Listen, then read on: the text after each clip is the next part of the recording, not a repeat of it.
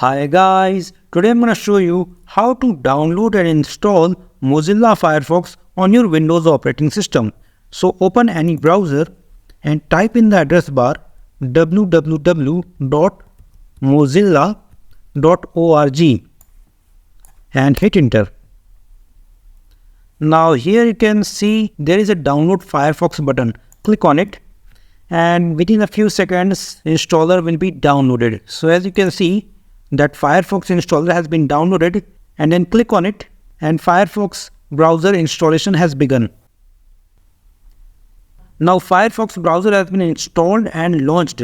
Now here are some checkboxes that are asking pin Firefox to taskbar. I don't want to do it, so I will uncheck it. Set Firefox as your default browser. If you want to do it, leave it checked, or I don't want to do that, so I will uncheck this. And import data from previous browser. I don't want to do that, so I will also uncheck this.